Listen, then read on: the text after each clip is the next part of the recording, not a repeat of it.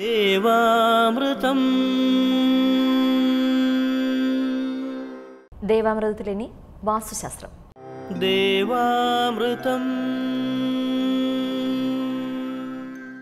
വാസ്തു ജ്യോതിഷപരമായ പ്രശ്നപരിഹാരങ്ങൾ നമുക്ക് പറഞ്ഞു തരാനായി വാസ്തു ജ്യോതിഷാചാര്യൻ doctor Dennis ജോയിയാണ് ഇന്നും നമ്മോടൊപ്പം ഉള്ളത്. സ്നേഹത്തോടെ ഇന്നത്തെ അധ്യായത്തിലേക്ക് അദ്ദേഹത്തെ നമുക്ക് സ്വാഗതം ചെയ്യാം. സ്വാഗതം ഡെന്നീസ് സാർ. കത്ത് വായിച്ചു തുടങ്ങാം. ഓക്കെ. ഡിയർ സാർ, ഞാൻ കണ്ണൂരിൽ നിന്നും എഴുതുന്ന കത്താണിത്. ഇവിടെ 30 സെൻറ്റ് സ്ഥലത്ത് വീട് പണിത് താമസമായിട്ട് 35 വർഷത്തോളമായി. പക്ഷേ ഒരു വിധത്തിലും ജീവിക്കാൻ നിവൃത്തിയില്ലാത്ത അവസ്ഥയാണ്. ഹസ്ബൻഡിന് ഗവൺമെൻറ് ജോലിയാണ്, പക്ഷേ അദ്ദേഹം ജോലിക്ക് പോകുന്നില്ല. അതുപോലെ എൻ്റെ 2 കുട്ടികളും പഠിച്ചുവെങ്കിലും ജോലിയൊന്നും ആകുന്നില്ല. ആകെ വിഷമത്തിലാണ്. പല വാസ്തുകാരെയും കാണിച്ചു, പല പരിഹാരങ്ങളും ചെയ്തു, എന്നിട്ടും ഒരു മാറ്റവും ഉണ്ടാവുന്നില്ല. വീടിൻ്റെ പ്ലാനും സ്ഥലത്തിൻ്റെ പ്ലാനും ജാതകവും ഇതോടൊപ്പം അയക്കുന്നു. ദയവായി റിപ്ലൈ തരണം. ഈ ഒരു വസ്തുവിൻ്റെ പ്ലാൻ എടുക്കുന്ന സമയത്ത് ഇതിൻ്റെ കിഴക്ക് വടക്ക് ഭാഗം ഛേദിച്ചു പോയിട്ടുള്ള വസ്തുവായിട്ടാണ് കാണുന്നത്. കാരണം വെച്ചാൽ ആ ഒരു കോർണർ ഇതിനകത്ത് ഇല്ല.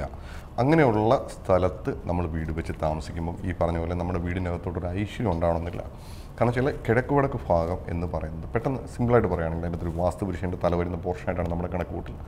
അപ്പം ഹെഡിൻ്റെ പോർഷൻ ഏതെങ്കിലും രീതിയിലുള്ള കംപ്ലയിൻറ്റ് വന്നാൽ ഇതിനകത്തോട്ട് താമസിക്കുമ്പോൾ നമുക്ക് ഈ പറഞ്ഞ പോലെ ശ്വാസം മുട്ടൽ ഫീൽ ചെയ്യുക, അല്ലെങ്കിൽ നമുക്ക് ഇറങ്ങിപ്പോകാനുള്ള ടെൻഡൻസി ഉണ്ടാവുക, വീട്ടിൽ ഒരു അലോഹ്യങ്ങളുണ്ടാവുക, അല്ലെങ്കിൽ സാമ്പത്തികമായിട്ടൊരു പുരോഗതിയില്ല, നമുക്കൊരു ഐശ്വര്യമില്ലാത്ത അവസ്ഥയിലേക്ക് പോകും. അപ്പം ഇവർ ഓൾറെഡി ഇത് ഇങ്ങനെ നിൽക്കുന്നൊരു വീടായതുകൊണ്ട് തന്നെ നമുക്കിനി ആ ഒരു ഭാഗം കൂട്ടിയെടുക്കാൻ ഒന്നും നമുക്ക് പറ്റില്ല. അപ്പോൾ ഇവർക്ക് ചെയ്യാൻ പറ്റുന്ന ഭാഗം എന്ന് വെച്ചാൽ ആ ഛേദിച്ച് പോയ ഭാഗം തൊട്ട് ഭൂമിക്ക് അടിയിൽ കൂടി ബേസിക് ഫൗണ്ടേഷൻ കൊടുത്തിട്ട് അത് സ്ക്വയർ ചെയ്തെടുത്താൽ നോർത്ത് ഈസ്റ്റ് ഭാഗം ഷാർപ്പായി കിട്ടും. രണ്ടാമത്തെ ഒരു വിഷയം വെച്ചാൽ ഇതിൻ്റെ കിഴക്ക് വടക്ക് ഭാഗം, അതായത് വീടിൻ്റെ കിഴക്ക് വടക്ക് ഭാഗവും മതിലിൻ്റെ കിഴക്ക് വടക്ക് ഭാഗവും തമ്മിൽ ഒരു വര വരച്ചാൽ ആ വര ബ്രേക്ക് ആവാൻ പാടില്ല എന്ന് എല്ലാ എപ്പിസോഡും നമ്മൾ പറയുന്നതാണ്.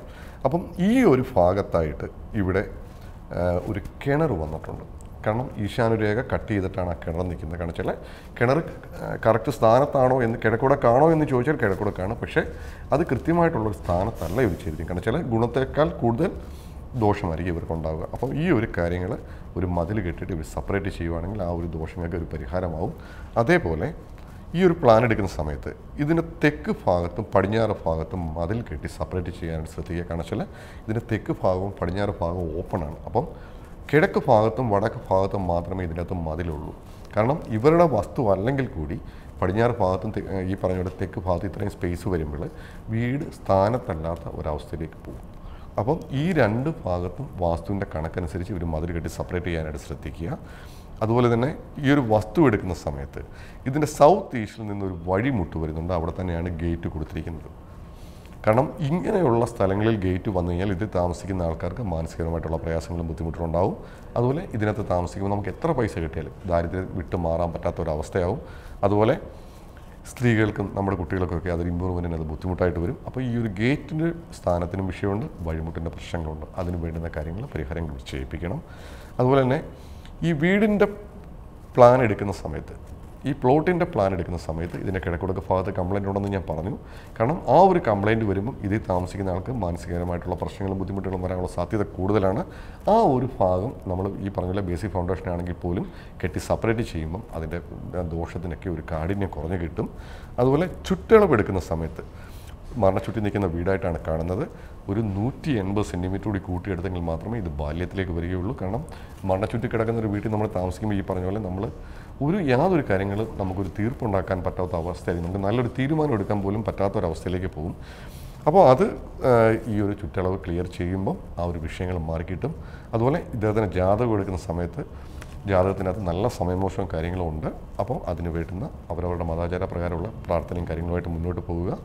വാസ്തു സംബന്ധമായിട്ട് ഈ ഒരു കാര്യങ്ങൾ ഇവർ ക്ലിയർ ചെയ്തെടുക്കണം. അതുപോലെ ഭൂമി സംബന്ധമായിട്ട് നല്ല ബാധാദോഷങ്ങളും ശത്രുദോഷങ്ങളും ഒക്കെയുള്ള ഭൂമിയായിട്ടാണ് കാണുന്നത്. ഏതെങ്കിലും ഒരു കർമ്മയുടെ സഹായത്താൽ അതിന് വേണ്ടുന്ന പരിഹാരങ്ങൾ ചെയ്തിട്ട് വസ്തു ക്ലിയർ ആവാനായിട്ട് ശ്രദ്ധിക്കുക. വാസ്തു സംബന്ധമായിട്ട് ഈ ഒരു കാര്യങ്ങൾ ചെയ്ത ശേഷം മുന്നോട്ട് പോവുക. നന്ദി. സാർ ഒരു സംശയം ചോദിക്കട്ടെ, നമ്മളിപ്പോൾ ഒരു വീട്ടിൽ താമസിക്കുമ്പോൾ ഗൃഹനാഥൻ്റെ നമ്മുടെ ജാതക നിലയാണോ അതോ എല്ലാവരുടെയും ടോട്ടൽ എല്ലാവരുടെയും ഒരു നോക്കൂ ജ്യോതിഷപരമായി നോക്കുമ്പോൾ? ഒരു വീടെടുക്കുന്ന സമയത്ത് അതിനകത്ത് ഗൃഹനാഥൻ്റെ ജാതകത്തിനും ഗൃഹനാഥയുടെ ജാതകത്തിനും നമ്മൾ ഇമ്പോർട്ടൻസ് കൊടുക്കുന്നുണ്ട്.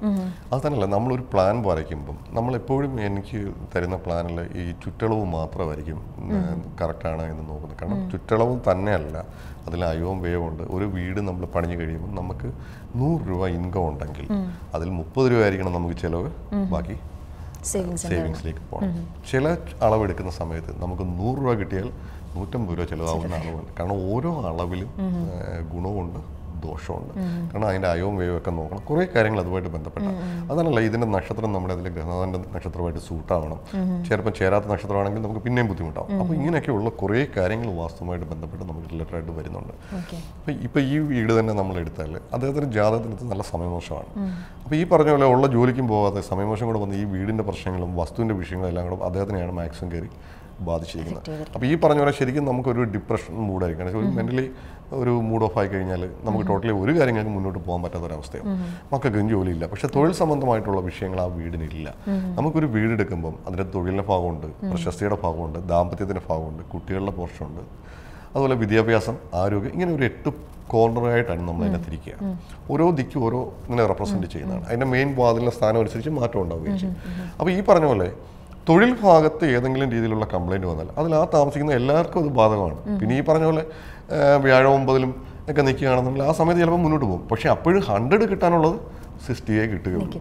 പക്ഷേ 100ലേക്ക് പോകുന്നില്ല. അപ്പോഴും ഇതിൻ്റെ അകത്ത് തൊഴിൽ സംബന്ധമായിട്ടുള്ള പ്രശ്നങ്ങളല്ല, ആ വീടിൻ്റെ വാസ്തു സംബന്ധമായിട്ടുള്ള കംപ്ലയിൻറ്റും വീടിൻ്റെ നിർമ്മിതിയുമായിട്ട് ബന്ധപ്പെട്ടുള്ള കംപ്ലയിൻറ്റുമാണ്. 2 ഭൂമി സംബന്ധമായിട്ടുള്ള ദോഷമാണ്. ഈ കാര്യങ്ങൾ ക്ലിയർ ചെയ്ത് കഴിയുമ്പോൾ ഇപ്പോൾ ഇവരെ ഈ ബാധിച്ചിരിക്കുന്ന വിഷയങ്ങളൊക്കെ പെട്ടെന്നൊരു മാറ്റമുണ്ടാവും. അതുപോലെ വാസ്തുവിൻ്റെ കാര്യങ്ങളാണെന്നുണ്ടെങ്കിലും സ്ഥലത്തിൻ്റെ വിഷയങ്ങളാണെങ്കിലും നമ്മൾ എപ്പോൾ അത് സോൾവ് ചെയ്യുന്നു അപ്പം മുതൽ അതിൻ്റെ റിസൾട്ട് അവർക്ക് കിട്ടുന്നു. അല്ല ഒരുപാട് കാലമൊന്നും വേണ്ട. ഇപ്പോൾ നമ്മൾ ഇതിനകത്ത് ഫെങ്ഷുയി ചെയ്താൽ പോലും നമ്മളെപ്പോൾ നമ്മൾ അപ്ലൈ ചെയ്യുന്നു, പഞ്ചഭൂതങ്ങളെയാണ് അപ്ലൈ ചെയ്യുക. അതിനകത്ത് അപ്ലൈ ചെയ്ത് കഴിയുമ്പോൾ ആ ഒരു ചേഞ്ച് അവർക്ക് അത് ചെയ്ത് കഴിയുമ്പോൾ അവർക്ക് ഫീൽ ചെയ്യും. പക്ഷേ ഇവരെ ഈ ഒരു കാര്യങ്ങൾ നമ്മൾ പറഞ്ഞ കാര്യങ്ങൾ ആദ്യം ക്ലിയർ ചെയ്ത ശേഷം മുന്നോട്ട് പോകാം. കാരണം അത് ചെയ്ത് കഴിയുമ്പോൾ അവർക്ക് ആ ഒരു മാറ്റം സ്വയം ഫീൽ ചെയ്യും. ഈ ഒരു കാര്യങ്ങൾ മാത്രം ചെയ്യുക, ചെറിയ കാര്യങ്ങളേ ഉള്ളൂ, അത് ചെയ്തിട്ട് മുന്നോട്ട് പോകും. വാസ്തു ജ്യോതിഷപരമായ നിങ്ങളുടെ സംശയങ്ങൾക്ക് ഞങ്ങൾക്ക് എഴുതുക. എഴുതേണ്ട വിലാസം: producer Devamritham, Kaumudi TV, Kaumudi buildings, Pettah, Thiruvananthapuram. ദേവാമൃതത്തിന്റെ ഇന്നത്തെ അധ്യായം ഇവിടെ പൂർണ്ണമാവുന്നു. അടുത്ത അധ്യായത്തിൽ വീണ്ടും കാണാം എന്ന ശുഭപ്രതീക്ഷയിൽ ഇന്നേക്ക് ഇവിടെ പറയുന്നു.